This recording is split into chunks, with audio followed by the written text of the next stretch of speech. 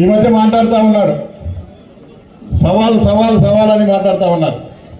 నేను చెప్పినాను, అయ్యా నువ్వు రాజీనామా చేసేనా రా, లేదు అంటే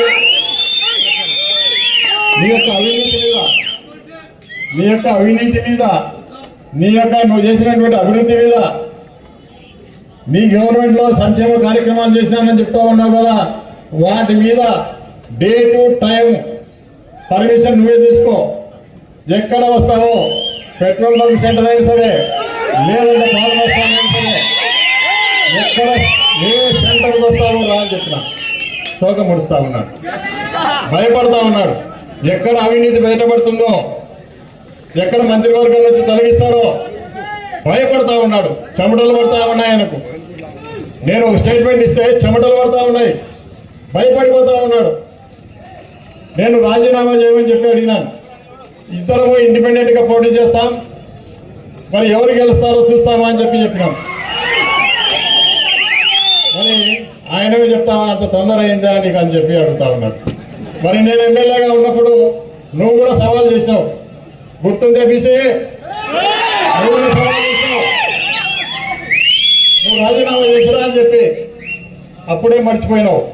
ఏ ఒక్కరికి కూడా ₹1 డబ్బులు ఇవ్వకుండా పోటీ పడదాం, పోటీ పడి నాది గెలుచుకో, శాశ్వతంగా నేను రాజకీయాలు మానుకుంటానని కూడా చెప్తాను. వాళ్ళు మిమ్మల్ని పనబెట్టినాను, మిమ్మల్ని జోలపాట పాడినాను, మళ్ళీ ఏమొస్తాం, మళ్ళీ 3 సంవత్సరాలకు రా అంటున్నాను. సరే 3 సంవత్సరాలకైనా సరే, ఎప్పుడైనా వస్తా. నేను నీకు ఒకటే చెప్తా ఉన్నా, 2029లో ఎన్నికలు వస్తాయి.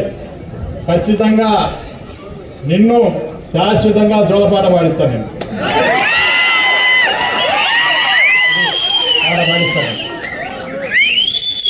ఎందుకంటే ప్రజలు ఆ విధంగా ప్రజల్ని హింసిస్తూ ఉన్నావు. ఏదేమైనప్పటికీ కూడా ఖచ్చితంగా నిన్ను శాశ్వతంగా రాజకీయ సమాధి చేసేంత వరకు నిద్రపోను. నేను చెప్తా ఉన్నాను, 2019 నుంచి 2024 ఒక ఎత్తు, 2029 నుంచి 2034 వరకు మాత్రం ఆ విధంగా ఉండదు. కేవలం డబ్బు మూటలు లోకేష్కు, చంద్రబాబు నాయుడుకు మోసి మంత్రి పదవి తెచ్చుకొని 7వ తరగతి ఫెయిల్ అయినా కూడా నీకు మంత్రి పదవి తెచ్చుకున్నారంటే ఈరోజు ఒక దేశం కోసం, సాటి వ్యక్తి కోసం, సాటి మనిషి కోసం ఈరోజు ఆ యొక్క యువత నిరాదరించి కూర్చుంటే ఏం తప్పుందని చెప్పి నేను అడుగుతా ఉన్నా.